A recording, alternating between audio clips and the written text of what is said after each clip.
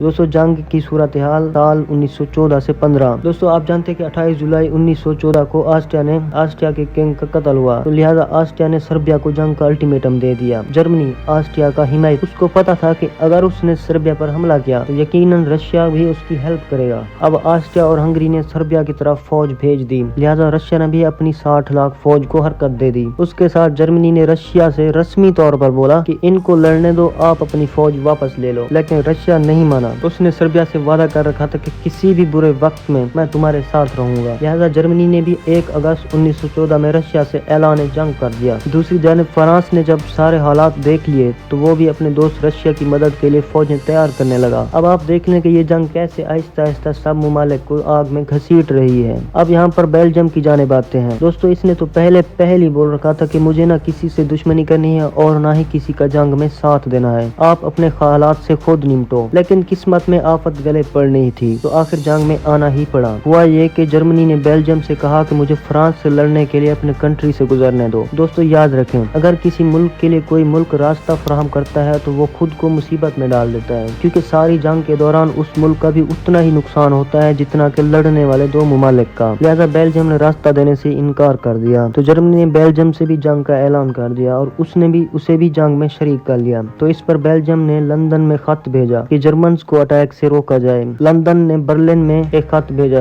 कि अपनी फौजें बेल्जियम से निकाल दो और बेल्जियम को हमेशा की तरह न्यूट्रल रहने दो। तो जर्मनी ने इस बात को अनसुना कर दिया, जिस पर ब्रिटानिया ने 5 अगस्त को जर्मनी और ऑस्ट्रिया के खिलाफ जंग का ऐलान कर दिया और उसी दिन मोंटीनेग्रो ने ऑस्ट्रिया के साथ जंग का ऐलान कर दिया। 6 अगस्त को ऑस्ट्रिया ने रशिया और मोंटीनेग्रो से भी जंग का ऐलान कर दिया। 7 अगस्त को ब्रिटेन फोर्सेस फ्रांस में उतर चुकी थी और 9 अगस्त को मोंटीनेग्रो ने जर्मनी के साथ जंग का ऐलान कर दिया। 10 अगस्त को ऑस्ट्रिया ने रशिया के इलाके पोलैंड पर कब्जा कर लिया। दोस्तों 10 रोज तक ये सारा कुछ होता रहा और इस दौरान जर्मनी ने बेल्जियम पर हमले शुरू कर दिए। अब यहाँ पर जर्मनी का एक शेल्फेन प्लान बना, फ्रांस का एक 17 प्लान बना। दोस्तों जंग अब स्टार्ट हो चुकी है। शेल्फेन के प्लान के मुताबिक अल्सास वाली साइड से उसे डिफेंडिंग मार करनी होगी, जबकि बेल्जियम वाली साइड से बेल्जियम को गिराने के बाद शदीद जंग बेल्जियम वाली साइड से करेंगे। जबकि फ्रांस के 17 प्लान के मुताबिक अल्सास सिटी वाली साइड से एक शदीद किस्म की जंग करेंगे। लिहाजा जंग स्टार्ट हो गई। 24 अगस्त तक ये जंग होती रही।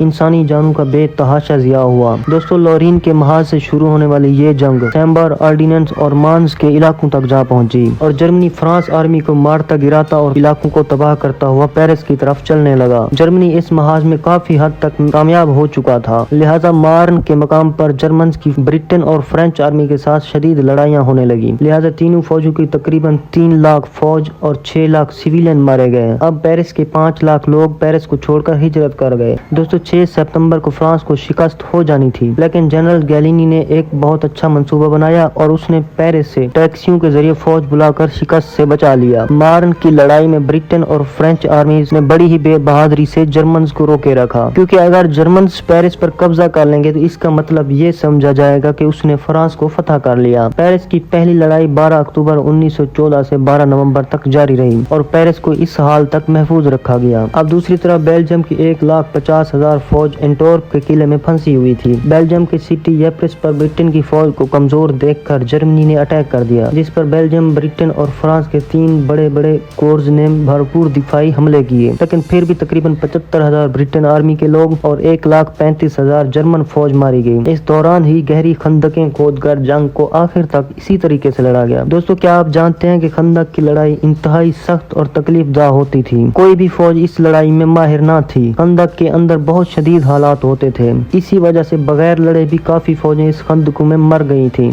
1914 के खत्म होने यानी 5 महीने में फ्रांस आर्मी के 3,80,000 यानी कि तकरीबन 4 लाख फौजी मारे गए, 7 लाख फौजी जख्मी हुए और 10 लाख फौजी कैदी बना लिए गए। दोस्तों आप हैरान है ना कि ये कितनी बड़ी तादाद थी, जबकि जर्मन आर्मी का कुल मिला के 2 लाख फौजी मारा गया। इसके बाद हम जंग का हाल देखते हैं कि किस तरह मशरकी महाज पर जंग चल रही थी, कैसे कैसे वाकयात थे। अब यहाँ पर भी जर्मनी और रशिया का बहुत खतरनाक महाज चल रहा था। यहाँ एक बहुत बड़ा मैदान 370 किलोमीटर लंबा और 300 किलोमीटर चौड़ा था, जो वारसा के किला तक फैला हुआ था। रशिया को वारसा के इलाके से जर्मनी पर हमला करने के लिए प्रूशिया और गैलिशिया से शदीद खतरा था। लिहाजा रशिया ने सबसे पहले इन मुल्कों को फतह करना अपना पहला मकसद समझा। दोस्तों इसके बाद है टेननबर्ग की जंग। रशिया जर्मनी का पुराना दुश्मन तो था ही, जब ये सब चल रहा था तो उसने 20 लाख फौज, जो कि बहुत बड़ी फौज थी, जर्मनी के बॉर्डर पर आकर खड़ी कर दी। 17 अगस्त को जनरल रेनेनकैम्प की पहली फौज, यानी कि इस फौज के 2 हिस्से कर दिए गए। पहली फौज ने सरहद अबूर की।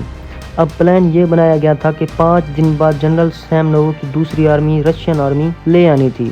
पहली फौज जर्मन्स को मुंतशिर करते, जबकि दूसरी फौज पीछे से मिलकर दरमियान में जर्मन्स को कुचल देती। जर्मन्स को इन सब प्लान का पता चल गया। उन्होंने भी प्लान बनाया कि पहले रशियन आर्मी को शदीद हमले करेंगे और तोड़ फोड़ कर वापस मोड़ देंगे, जबकि रशिया की दूसरी आर्मी को पकड़ लेंगे और उन्हें भी वहीं पर खत्म कर देंगे। लेकिन इसके उलट हुआ। रशियन पहली आर्मी डटी रही और 5 दिन में दूसरी फौज भी आ गई। लिहाजा जर्मन्स विस्टोला रिवर की तरफ वापस जाने लगे। यहाँ पर जर्मन्स ने एक खतरनाक और शातिर प्लान बनाया। वो खुद बखुद पसपा होने लगे और रशिया की पहली आर्मी को जर्मन्स की पहली आर्मी शुमाल मगरब की तरफ ले गई, जबकि रशियन की दूसरी आर्मी को जर्मन्स की दूसरी आर्मी टेननबर्ग की तरफ ले गई। दोस्तों, यहाँ पर इतनी खतरनाक और दिल दहला देने वाली लड़ाइयाँ हुई कि बस इंसानी लाशें थी और किसी चीज का नामो निशान न था।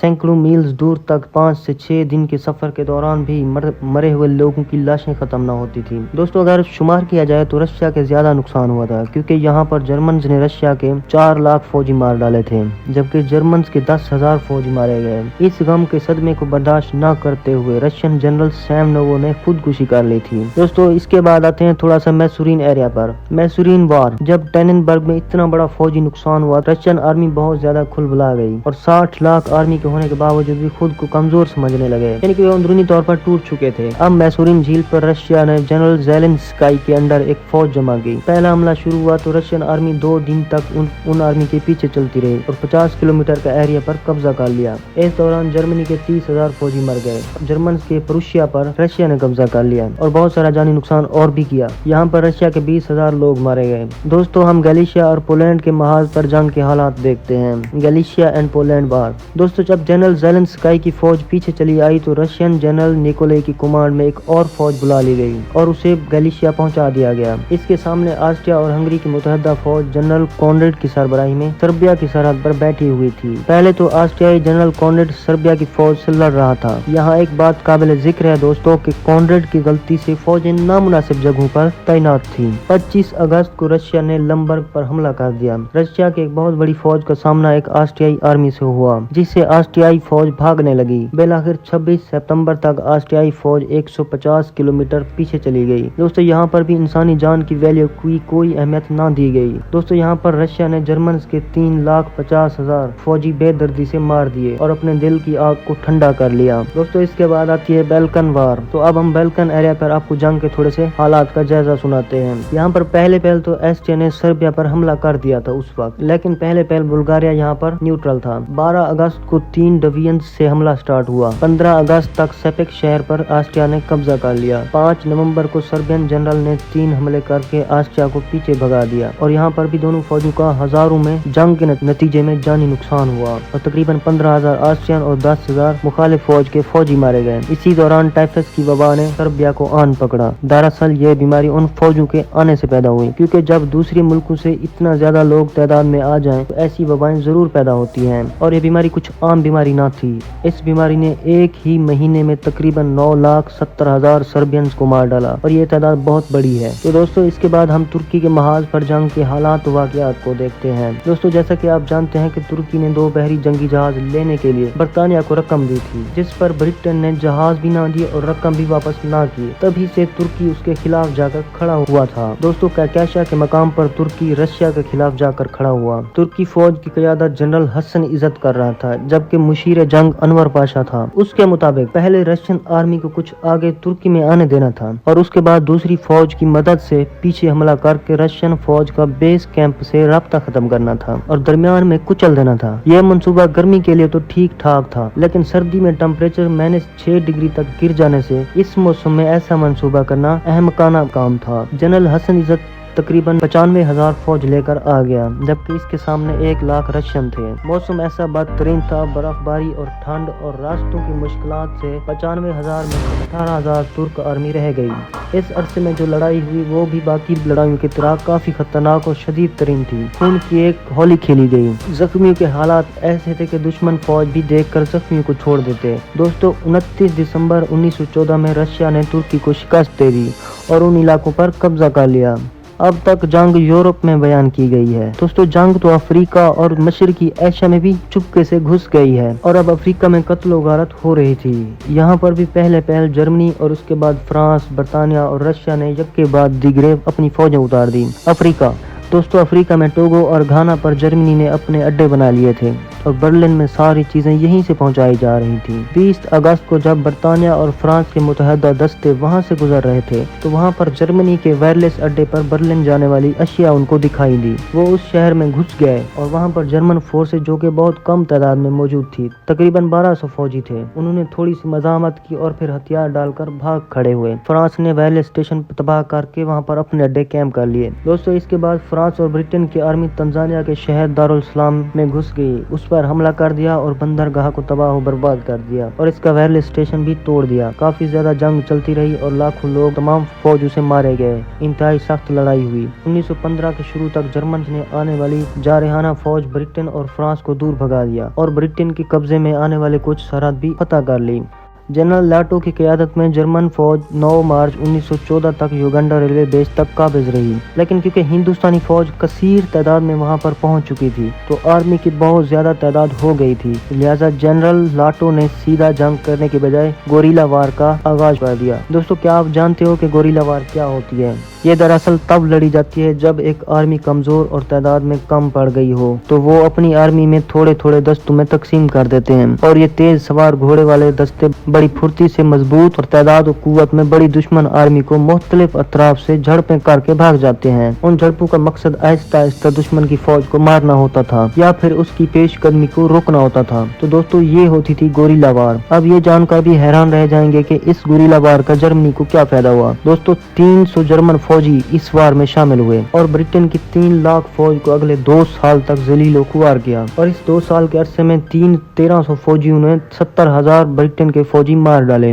और सिर्फ 1300 में से 700 फौजी मारे गए। लेकिन 25 नवंबर को जनरल लाटो ने हथियार डाल दिए। मशरकी एशिया का महाज ब्रिटेन मेसोपोटामिया में छेड़छाड़ कर रहा था और आखिर 23 अक्टूबर को ब्रिटेन ने इराक के शहर बसरा पर कब्जा कर लिया जो कि एक मजबूत शहर था। यहाँ से ब्रिटेन इजिली पूरे इराक, कुवैत, ईरान, सऊदी अरब तक अपने हाथ बढ़ा सकता था, लिहाजा यहाँ पर उसका कब्जा हो चुका था। अब आते हैं चाइना में इस जंग के हालात कैसे थे। क्विंगडाओ एक चाइना का सूबा है, वहाँ पर जर्मनी ने अपना एक नवा आबादियाती निजाम कायम कर रखा था और असला हो जरूरियात की चीजें यहीं से पूरी दुनिया में जर्मन फोर्सेस को भिजवाई जा रही थी। 15 अगस्त को जापान ने जर्मनी को ये जगह छोड़ने का कहा, बसूरत दीगर जंग के लिए तैयार रहने का बोला। जर्मनी ने इस बात को नहीं माना तो जापान ने 23 अगस्त को जंग का अल्टीमेटम दे दिया। 2 सितंबर को जापानीज आर्मी लिंको के मकाम पर उतरी। 18 सितंबर को जरूरत महसूस करने पर एक और बहुत बड़ी आर्मी को बुला लिया गया। 23 सितंबर को खुशकिस्मती से ब्रिटेन ने भी जापान की मदद के लिए एक बहुत बड़ी आर्मी को भेज दिया।